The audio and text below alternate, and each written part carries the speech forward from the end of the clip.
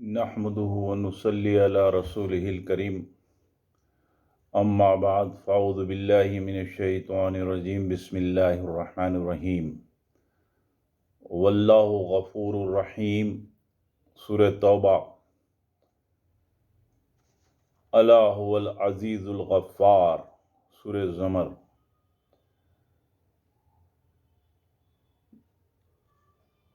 اللہ درگزر کرنے رحم فرمانے والا ہے۔ سورہ توبہ میں آیت نمبر 27، جان رکھو وہ زبردست ہے اور درگزر کرنے والا ہے۔ سورہ زمر۔ حضرات، اس ویڈیو میں اللہ تعالیٰ کے 3 صفاتی نام کو سمجھایا جا رہا ہے: العفو، الغفور اور الغفار۔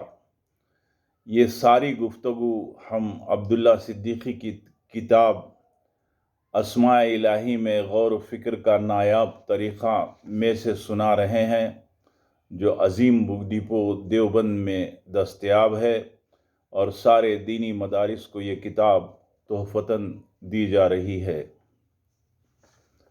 یہ تینوں صفات تقریباً تھوڑے سے فرق کے ساتھ اللہ تعالیٰ کی بندوں کے ساتھ مہربانی، درگزر، معافی اور گناہوں کو مٹانے، مہلت پر مہلت ملنے کا احساس دلاتی ہیں۔ ان کو ذہن میں رکھنے سے انسان نا امیدی سے بچ جاتا ہے اور نا امید نہیں ہوتا۔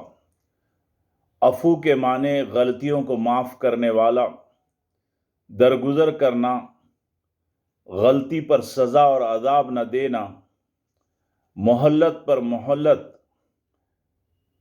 دیتے ہوئے درگزر کرتے ہوئے سنبھلنے اور سدھرنے کا موقع دینا، اور دنیا کی نعمتوں کو برابر جاری رکھنا۔ غفور کے معنی بار بار معاف کرنے والا اور بہت زیادہ معاف کرنے والا ہے۔ غفار کے معنی بھی یاد رکھیے کہ سچی پکی توبہ پر، نیک لوگوں کے گناہوں کو دنیا اور آخرت میں چھپا دینا، گناہوں پر پردہ ڈال دینا، نام اعمال سے گناہوں کو مٹا دینا، اور حقوق العباد کے گناہوں کی تلافی پر معافی دے کر گناہوں کو نیکیوں میں بدل دینا۔ اگر اللہ تعالیٰ کی یہ صفات نہ ہوتی تو کوئی بھی انسان کو سزا کے بغیر معافی نہ ملتی تھی، اور وہ دنیا کی زندگی سے کبھی بھی کامیاب نہیں جا سکتا تھا۔ اگر انسان کے گناہ زمین و آسمان سے بھر جائیں اور وہ شرک سے پاک رہ کر سچی اور پکی توبہ کرے اور حقوق العباد کے گناہوں کی تلافی کی فکر رکھے، تو اللہ تعالیٰ ان صفات کے ذریعے اسے معاف کر دیتا ہے اور نام اعمال سے گناہوں کو مٹا دیتا ہے۔ یہاں تک کہ اس نے انسان کو مرنے سے پہلے اگر وہ توبہ کر لے تو اس پر بھی اس کے شرک اور کفر کو معاف کرتا ہے اور اس کو گناہوں سے بچا لیتا ہے۔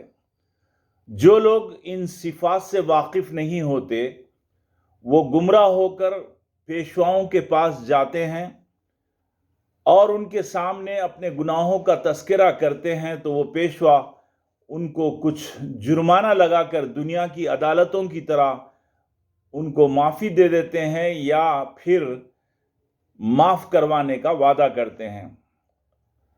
یا پھر کچھ انسان ایسے ہیں جو شیطانی فریب اور دھوکے میں مبتلا ہو کر جسم و جان کو تکالیف میں مبتلا کر لیتے ہیں۔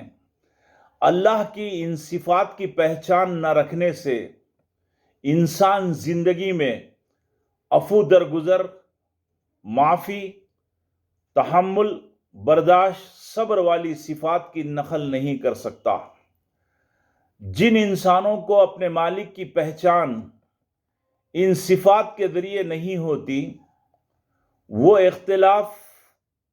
اختلافات اور ناانصافی میں دوسرے انسانوں سے دشمنی، مخالفت، بغض، عداوت پیدا کر لیتے ہیں اور بدلہ لینے کا ذہن بنا لیتے ہیں۔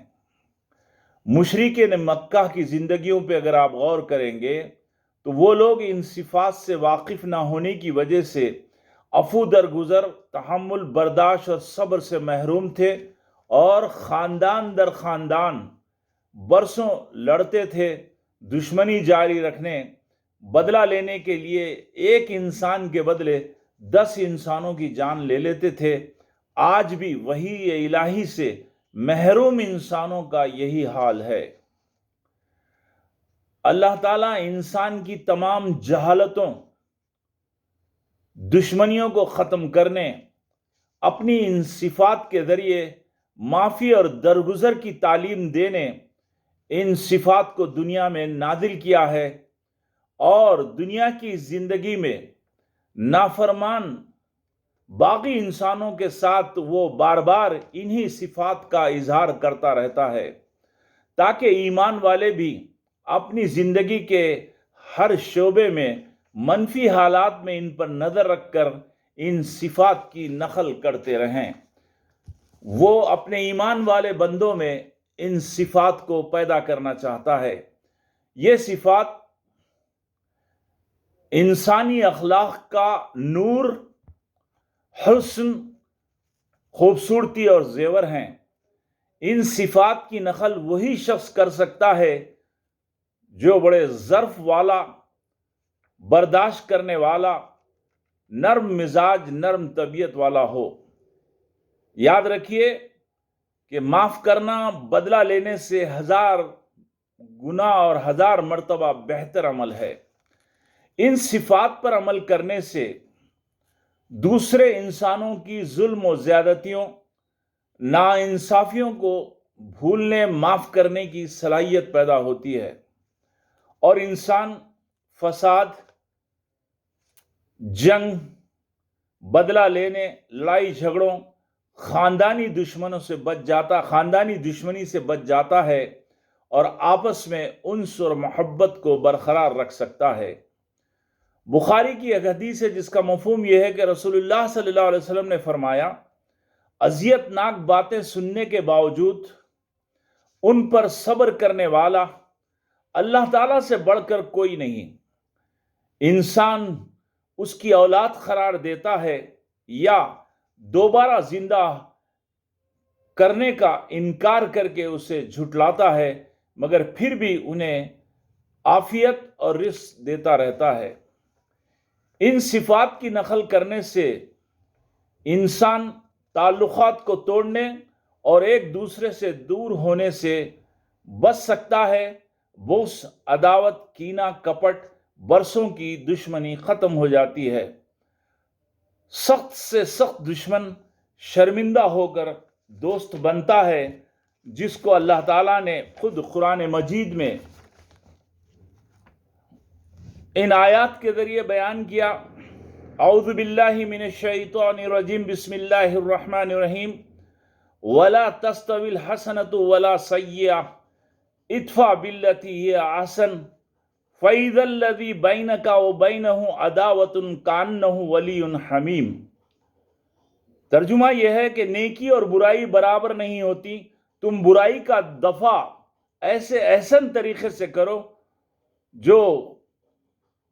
جس کا نتیجہ یہ ہوگا کہ تمہارا سخت سے سخت دشمن بھی دیکھتے دیکھتے تمہارا جگری دوست بن جائے گا۔ حضرت ابن عباس رضی اللہ تعالی عنہ نے اس آیت کے ضمن میں فرمایا، ادفع باللتی ہی احسن کی تفسیر میں وہ بیان کرتے ہیں کہ اللہ تعالیٰ نے اس آیت میں ایمان والوں کو غیظ و غضب میں صبر کا اور نادانی و جہالت کے وقت حلم و بردباری کا اور برائی کے مقابلے عفو درگزر کا حکم دیا ہے۔ جب وہ ایسا کریں گے تو اللہ تعالیٰ ان کو شیطان کے اثرات سے محفوظ رکھے گا۔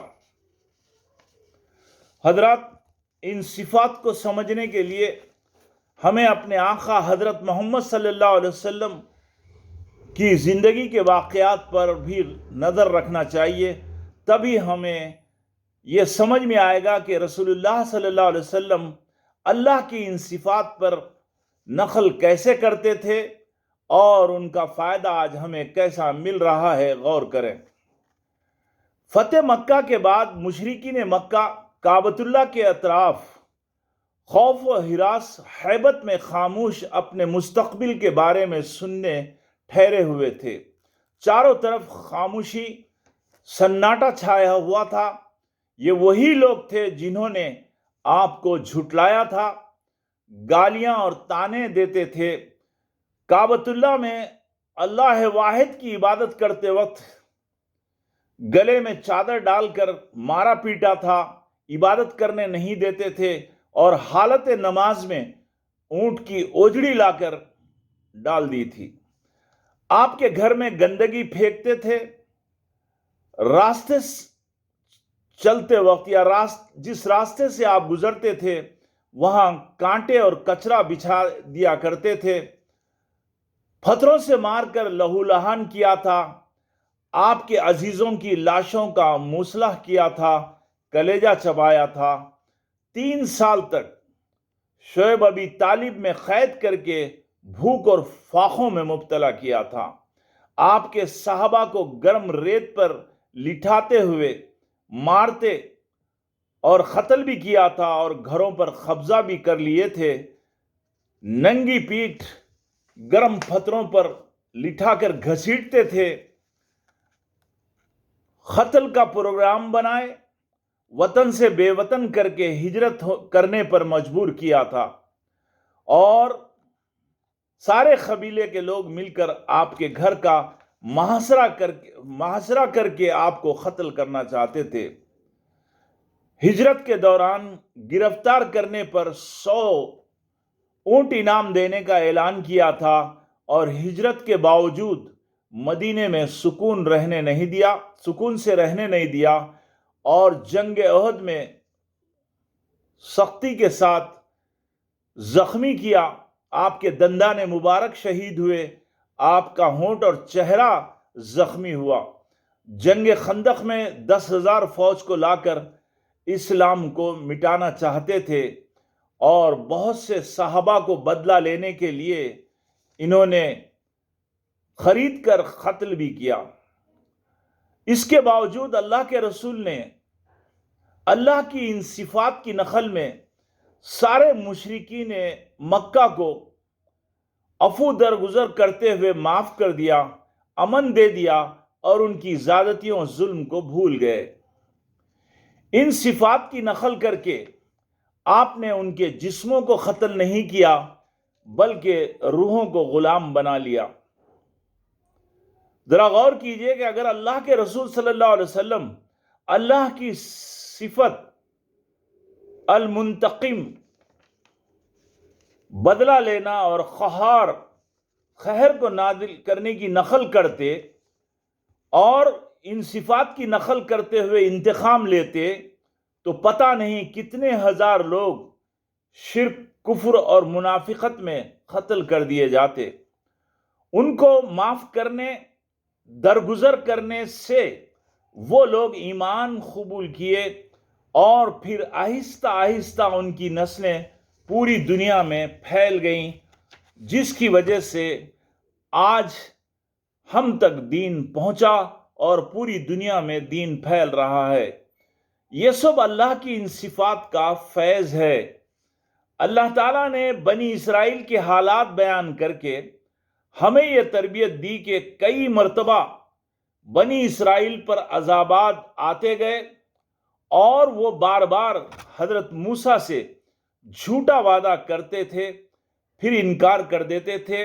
اللہ تعالیٰ باوجود یہ کہ بذات الصدور، دلوں کا حال جاننے والا ہونے کے باوجود یہ جانتا تھا کہ یہ جھوٹا وعدہ کر رہے ہیں، پھر بھی سنبھلنے، سدھرنے کا موقع دیتا گیا اور درگزر کرتا گیا۔ اسی طرح یونس علیہ السلام کی قوم کا واقعہ بیان کیا گیا کہ ان کی قوم عذاب کے آثار دیکھ کر جب توبہ کر لی تو اللہ تعالیٰ ان کہ اس عمل سے عفو درگزر کرتے ہوئے عذاب کو ہٹا لیا اور ایمان کی دولت سے مالا مال کیا۔ حضرت حمزہ کے قاتل حضرت وحشی رضی اللہ تعالیٰ عنہ، جن کے سامنے آنے سے رسول اللہ صلی اللہ علیہ وسلم کو تکلیف ہوتی تھی، ان کو بھی معاف کروا کر رسول اللہ سے راضی کروایا اور صحابی رسول بنا دیا۔ اسی طرح ابو جہل کے بیٹے اکرمہ بن ابو جہل، جو سخت دشمنی میں اپنے والد کے ساتھ اسلام کو مٹانے اور ہر مرتبہ حضور اکرم صلی اللہ علیہ وسلم کے خلاف جنگ کر کے اسلام کو مٹانے کی کوشش کیے، اللہ تعالیٰ ان کو بھی اپنی ان صفات کے ذریعے معاف کر کے رسول اللہ صلی اللہ علیہ وسلم سے اپنی صفت سلام کے ذریعے اور اپنی صفت المومن کے ذریعے سلامتی اور امن عطا فرمایا، اور ان کو اپنی صفت ہادی کے ذریعے ہدایت دے کر ایمان قبول کر کے صحابی رسول بنایا، یہاں تک کہ حضرت اکرمہ کو اللہ تعالیٰ نے شہادت کی موت عطا فرمائی۔ ایک بزرگ سے کسی نے پوچھا کہ ہمیں کب تک عفو درگزر کرنا چاہیے؟ انہوں نے کہا کہ اصلی ہیرا بننے تک عفو درگزر اور معافی کرتے رہو۔ اگر کانچ کا چمکدار ہیرا جو اصلی نہیں ہوتا، ذرا سی دھوپ میں سخت گرم ہو جاتا ہے، اس کو اگر ذرا سی دھوپ میں رکھ دیا جائے تو وہ اصلی نہ ہونے کی وجہ سے فوراً سخت گرم ہو جاتا ہے، مگر اصلی ہیرا سخت دھوپ میں بھی گرم نہیں ہوتا۔ اس لیے اصلی ہیرا بننے تک برداشت کا مادہ پیدا کرو۔ اللہ تعالیٰ خود اپنے غضب پر رحمت کو غالب رکھا ہے۔ آج امت مسلمہ نبوت کے مقام پر رہ کر اپنی مدعو قوموں سے الجھی ہوئی ہے۔ اگر کسی انسان کو ڈاکٹر بنایا جائے اور بیماروں کے علاج کے لیے رکھا جائے تو وہ مریض کی غلط حرکتوں یا اس پر حملہ کرنے پر اس کو مارتا، پیٹتا یا اس کا گلا پکڑ کر لڑتا نہیں، بلکہ اس پر محنت کر کے صحت مند بنانا چاہتا ہے۔ ہمیشہ یاد رکھیے کہ پیشاب کو پیشاب سے نہیں، پانی سے دھویا جاتا ہے۔ اگر آپ پیشاب کو پیشاب سے دھوئیں گے تو کبھی بھی گندگی دور نہیں ہوتی۔ اس لیے اللہ تعالیٰ کے ان صفات کو خاص طور پر سمجھیے، اور یہ صفات انہی لوگوں میں آسانی کے ساتھ پیدا ہو سکتے ہیں جو اللہ تعالیٰ کی صفت حلیم کو اچھی طرح سمجھتا ہے اور صفت حلیم کی زندگی میں مشق کرتا ہے، اور صفت حلیم کی نقل کرتے ہوئے اپنے آپ کو اللہ تعالیٰ کی ان صفات کی نقل کرنے کا عادی بنانا چاہتا ہے۔ وہی لوگ آسانی کے ساتھ ان صفات پر عمل کر سکتے ہیں۔ اس لیے اپنے اندر سب سے پہلے صفت حلیم کو پیدا کرنا چاہیے، جس کی وجہ سے ان میں یہ تینوں صفات آسانی کے ساتھ پیدا ہو سکتے ہیں۔ یہ مختصر سی بات آپ اپنے بچوں کو بھی سمجھائیے تاکہ ہم میں قوت برداشت پیدا ہو اور ہم شیطانی صفات سے بچ کر اللہ تعالیٰ کے سارے بندوں کے ساتھ رحم، عفو درگزر اور ان کے ساتھ معافی کا معاملہ کرنے والے بنیں۔ وآخر الدعوانا ان الحمد للہ رب العالمین۔